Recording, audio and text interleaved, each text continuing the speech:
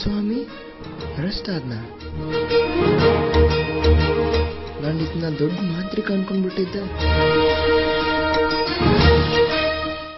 ಅಷ್ಟೊಂದೆಲ್ಲ ಪವಾಡಗಳು ಮಾಡ್ದ ಅವತ್ತು.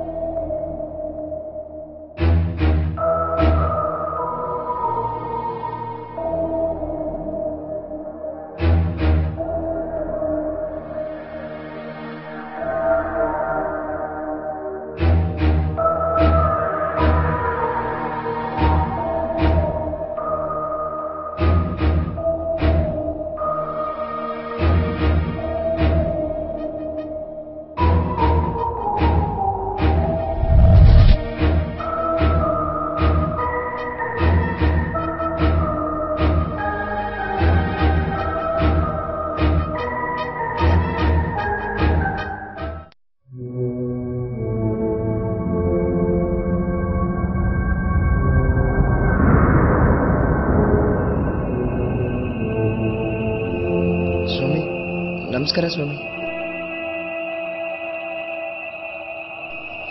ನಾನು ಸೆಕೆಂಡ್ ಇಯರ್ನ 3 ಸಲ ಫೇಲ್ ಆಗ್ಬಿಟ್ಟಿದ್ದೀನಿ ಸ್ವಾಮಿ. ನಂಗೆ ವಿದ್ಯೆನೇ ತಲೆಗೆ ಹತ್ತುತ್ತಾ ಇಲ್ಲ. ಅದು ಬೇರೆ ನಂಗೆ ಅಪ್ಪ ಅಮ್ಮ ಯಾರೂ ಇಲ್ಲ. ಕೋಟ್ಯಾಂತರ ರೂಪಾಯಿ ಆಸ್ತಿನ ನನ್ನ ಹೆಸರಿಗೆ ಮಾಡಿಟ್ಟಿದ್ದಾರೆ. ಅವನ್ನ ಕಾಪಾಡ್ಕೊಳಕ್ಕಾದ್ರೂ ನಂಗೆ ವಿದ್ಯೆ ಬೇಕೇ ಬೇಕು ಸ್ವಾಮಿ. ಈಗ ನಾನು ಒಂಟಿ ಆಗ್ಬಿಟ್ಟಿದ್ದೀನಿ ಸ್ವಾಮಿ. ನಂಗೇನಾದ್ರೂ ದಾರಿ ತೋರಿಸ್ಬೇಕು ಸ್ವಾಮಿ ನೀವೇ. ಗುರುಗಳೇ, ಹಿಂಗಿದ್ರು ನೀವು ನನಗೆ ದೀಕ್ಷೆ ಕೊಟ್ಟಿದ್ದೀರಾ. ಇವ್ರ ಕೆಲಸ ನಾನು ಮಾಡ್ಕೊಡ್ತೀನಿ. ಬರೋ ಭಾನುವಾರದ ಅಮಾವಾಸ್ಯೆ ರಾತ್ರಿ 12 ಗಂಟೆಗೆ ಸರಿಯಾಗಿ ಬಾ. ನಿನ್ ಕೆಲಸ ಆಗ್ತದೆ, ನಾನು ಮಾಡ್ಕೊಡ್ತೀನಿ.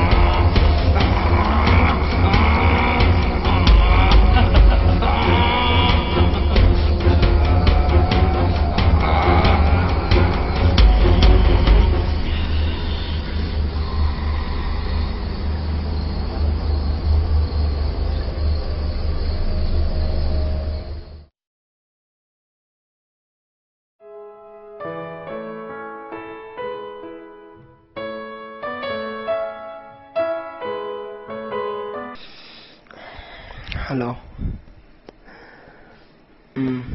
ಹೇಳು. ಏನು ಗುಡಿಗೆ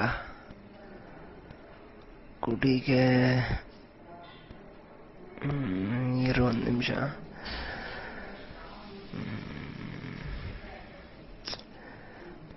ಅಪ್ಪ ಗುಡಿಗೆ ಕರಿತಾ ಇದ್ದಾನೆ. ಸ್ವಾಮಿ ಏನಾದರೂ ಇದನ್ನ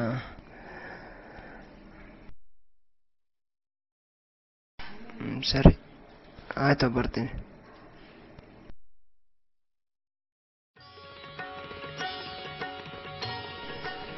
ನಾನು ಸ್ನಾನ ಮಾಡಿಲ್ಲ. ನಿಮ್ಮ ಮನೆಗೆ ಹೋಗಿ ಟವಲ್ ತೊಗೊಂಬ, ನಾನು ಬಾವಿ ಹತ್ರ ಸ್ನಾನ ಮಾಡ್ತಿರ್ತೀನಿ.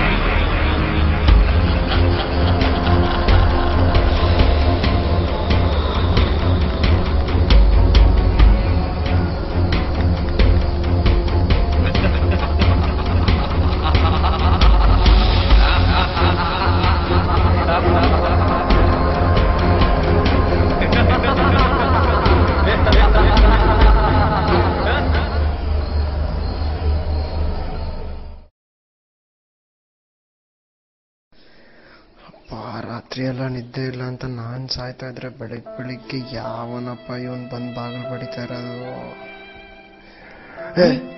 ಏನು ಒಳ್ಳೆ ದೆವ್ವ ತರ ಆಗಿದ್ಯಾ? ಏನು ನೀನ್ ಅವತಾರ? ಜ್ವರ ಬೇರೆ ಬಂದಂಗಿದೆಯಲ್ಲೋ. ಎದ್ದೇಳು ಬೇಗ, ರೆಡಿ ಆಗ್ಬಾ, ಡಾಕ್ಟರ್ ಹತ್ರ ಹೋಗೋಣ. ಎಷ್ಟು ಸತ ಹೇಳಿದೀನಿ ನಿನ್ಗೆ, ತಣ್ಣನ್ವೆಲ್ಲ ಕುಡಿಬೇಡ. ಹಲೋ ಡಾಕ್ಟರ್ ಪ್ರಭು ಸರ್, ನಾನು ಸರ್ ಅಜಯ್ ಮಾತಾಡ್ತಿರೋದು. ಸರ್ ಏನಿಲ್ಲ, ನಮ್ಮ ಫ್ರೆಂಡಿಗೆ ಆರಾಮಿದ್ದಿಲ್ಲ, ನಿಮ್ಮ ಹತ್ರ ಕರ್ಕೊಂಬರೋಣ ಅನ್ಕೊಂಡಿದ್ದೆ. ಇದ್ದೀರಾ ಕ್ಲಿನಿಕಲ್ಲಿ? ಓ ಹೌದಾ ಸರ್, ಓಕೆ ಸರ್, ಆಯ್ತು ಸರ್, ಅವ್ರ ಹತ್ರನೇ ಕರ್ಕೊಂಡು ಹೋಗ್ತೀವಿ. ಆಯ್ತು ಬಿಡಿ ಸರ್, ಥ್ಯಾಂಕ್ ಯು ಸರ್.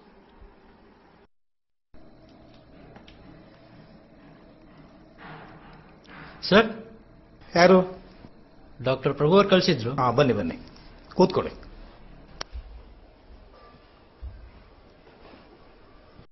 ಈಗ ನೀವು ನಿಮ್ಮ ಸಮಸ್ಯೆ ಏನು, ಅದು ಯಾವಾಗಿಂದ ಶುರುವಾಗಿದೆ ಅದನ್ನೊಂದು ಸ್ವಲ್ಪ ನನಗೆ ವಿವರವಾಗಿ ಹೇಳಿ. ಸರ್, ನನ್ನ ಹೆಸರು ಮಾಂತೇಶ್ ಅಂತ. ನಾನು ಸೆಕೆಂಡ್ PUC ಫೇಲ್ ಆಗಿಬಿಟ್ಟಿದ್ದೆ 3 ಸಲ. ಸೊ ಸ್ವಾಮೀಜಿ ಹತ್ರ ಹೋದರೆ ಎಲ್ಲ ಸರಿ ಹೋಗುತ್ತೆ ಅಂತ ಹೇಳಿದ್ರು. ಅದಕ್ಕೆ ನಾನು ಏನೋ ಸರಿ ಹೋಗುತ್ತಲ್ಲ ಅಂತ ಸ್ವಾಮೀಜಿ ಹತ್ರ ಹೋದೆ.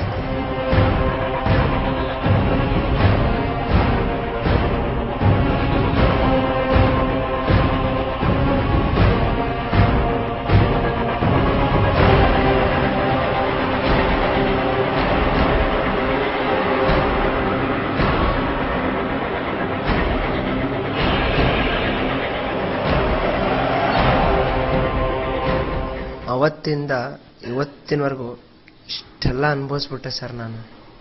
ಆ ಸಣ್ಣ ಸ್ವಾಮೀಜಿ ಇಡೀ ದಿನ ನಾನು ಎಲ್ಲಿ ಹೋದ್ರು ಅಲ್ಲೇನೆ ಬರ್ತಾ ಇದ್ದ, ಅವನಿಗೆ ನೋಡಿ ನಾನು ಬಹಳ ಹೆದರ್ಕೊಂಡ್ಬಿಟ್ಟೆ ಅಂತ ಹೇಳಿದ್ರಲ್ಲ, ಯಾಕೆ ಅವನಿಗೆ ಹೆದರ್ಕೊಂಡ್ರಿ ನೀವು? ಅವ್ರೇನಾದ್ರು ನಿಮಗೆ ಎದುರಿಗೆ ಮಾಡಿ ತೋರಿಸಿದ್ರ ಏನಾದ್ರು? ಅಯ್ಯೋ, ತುಂಬಾ ಪವಾಡಗಳು ಮಾಡಿದ್ರು ಸರ್ ಅವರು.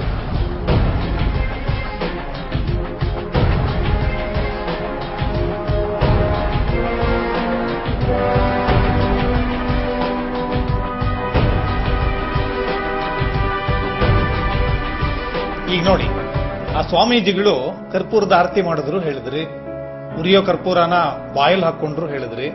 ಅದೆಲ್ಲವೂ ಕೂಡ ವೈಜ್ಞಾನಿಕವಾಗಿ ಮಾಡೋದಕ್ಕೆ ಸಾಧ್ಯ ಇರುವಂತದ್ದು. ಈಗ ನಾನು ಕೂಡ ನಿಮ್ಮೆದುರಿಗೆ ಮಾಡಿ ತೋರಿಸ್ತೇನೆ. ಕರ್ಪೂರದ ಆರತಿಯನ್ನ ನಾನು ಅಂಗೈಯಲ್ಲಿ ಮಾಡ್ತೀನಿ, ನೋಡ್ತಾ ಇರಿ. ಈಗ ನೋಡಿ, ಕರ್ಪೂರ ಅನ್ನುವಂಥದ್ದು ಒಂದು ರಾಸಾಯನಿಕ ವಸ್ತು, ಅದನ್ನು ಮರಿಬಾರದು ನಾವು. ಈ ರಾಸಾಯನಿಕ ವಸ್ತುವನ್ನ ನಾವು ಯಾವ ರೀತಿ ಇಲ್ಲಿ ಬಳಕೆ ಮಾಡ್ತೀವಿ? ಈಗ ನೋಡಿ, ನಾನು ಈ ಅಂಗೈ ಮೇಲಿರೋ ಕರ್ಪೂರಕ್ಕೆ ಬೆಂಕಿ ತಗಲಿಸಿದ್ದೀನಿ. ಬೆಂಕಿ ತಗಲಿಸಿ ಈಗ ನಾನು ಆರತಿ ಮಾಡ್ತಾ ಇದ್ದೇನೆ. ಈಗ ನೋಡಿ, ಉರಿಯೋ ಕರ್ಪೂರವನ್ನ ನನ್ನ ಬಾಯಲ್ಲಿ ಹಾಕೊಂಡೆ. ನಾನು ಅಂಗೈಯಲ್ಲಿ ಕರ್ಪೂರ ಇಟ್ಕೊಂಡಾಗ ಕರ್ಪೂರ ಮೇಲ್ಭಾಗದಲ್ಲಿ ಉರಿತಾ ಇರುತ್ತೆ, ಬಿಸಿ ಕೆಳಗಡೆ ಕೈಗೆ ತಗಲ್ತಾ ಇರೋಲ್ಲ. ನಾಲ್ಗೆ ಮೇಲೆ ಇಟ್ಕೊಂಡಾಗ ಬಾಯಲ್ಲಿ ಒದ್ದೆ ಅಂಶ ಇರುತ್ತೆ. ಬೆಂಕಿ ಉರಿಯೋದಕ್ಕೆ ಬೇಕಾಗುವಂತ ಆಮ್ಲಜನಕ ನಾನು ಬಾಯಿ ಮುಚ್ಕೊಂಡಾಗ ಸಿಗೋದಿಲ್ಲ. ಆ ಒದ್ದೆ ಇರೋದು ಮತ್ತು ಗಾಳಿ ಸಿಗ್ಲಾರದ್ದು ಅದು ಆರ್ ಹೋಗುತ್ತೆ. ನಾಲಿಗೆ ಆಗಲಿ ಅಥವಾ ಬಾಯಿ ಆಗಲಿ ಸುಡೋದಕ್ಕೂ ಸಾಧ್ಯ ಇಲ್ಲ, ಕೈ ಸುಡೋದಕ್ಕೂ ಸಾಧ್ಯ ಇಲ್ಲ. ಈಗ ನಿಮ್ಗೆ ಎರಡನೇ ಪ್ರಯೋಗ ಮಾಡಿ ತೋರಿಸ್ತೇನೆ. ಅದೇ ಸ್ವಾಮೀಜಿಗಳು ಬರೀ ಕಣ್ ಬಿಟ್ಬಿಟ್ಟು ಬೆಂಕಿ ಹಚ್ಚಿದ್ರು ಅಂತ ಹೇಳಿದ್ರಲ್ಲ, ಅದಕ್ಕೆ ದಿವ್ಯ ದೃಷ್ಟಿಯಿಂದ ಬೆಂಕಿ ಹಚ್ಚೋದು ಅಂತ ಕರೀತಾರೆ. ಇಂದು ಆ ತಟ್ಟೆ ಕೊಡು. ನೋಡಿ, ಇಲ್ಲಿ ನಿಮ್ಮೆದುರಿಗೆ ಒಂದಿಷ್ಟು ಹುಲ್ಲಿಟ್ಟಿದ್ದೇನೆ. ಆ ಸ್ವಾಮೀಜಿ ಏನ್ ಮಾಡಿದ್ದ ಅಂದ್ರೆ, ಯಜ್ಞಕುಂಡಕ್ಕೆ ಕೊನೆಯದಾಗಿ ಈಗ ನಾನು ಜೇನುತುಪ್ಪವನ್ನು ಹಾಕ್ತೇನೆ, ಉಳಿದಿದ್ದೆಲ್ಲ ಯಜ್ಞಕುಂಡದಲ್ಲಿ ಮೊದಲೇ ಇದೆ ಅಂತ ಹೇಳ್ಬಿಟ್ಟು ಕೊನೆಯದಾಗಿ ಒಂದಿಷ್ಟು ಜೇನುತುಪ್ಪವನ್ನು ಹಾಕ್ತ.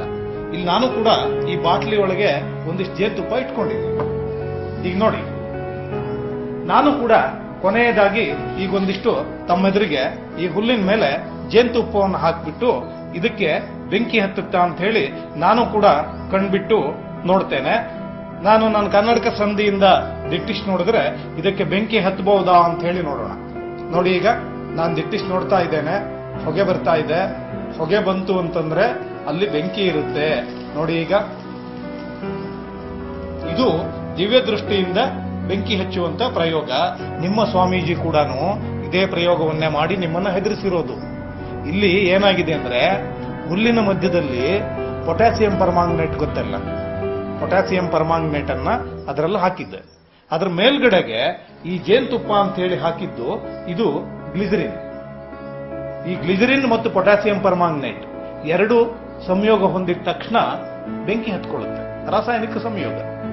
ಈಗ ನೋಡಿ, ಸ್ವಾಮೀಜಿಗಳು ಅವ್ರ ಮಂತ್ರಶಕ್ತಿಯಿಂದ ಮಂತ್ರದ ನೀರುಗ್ಗಿ ತೆಂಗಿನಕಾಯಿಗೆ ಬೆಂಕಿ ಹಚ್ಚಿದ್ರು ಅಂತ ಹೇಳಿದ್ರಿ. ಅದು ಕೂಡ ನಾವು ಮಾಡ್ಕೊಳ್ಳುವಂತ ತಂತ್ರಗಳೇನೆ. ಅದನ್ನ ಹೆಂಗ್ ಮಾಡ್ತಾರೆ ಅಂತ ಹೇಳ್ಬಿಟ್ಟು ನಾನು ನಿಮಗೆ ತೋರಿಸ್ತೀನಿ.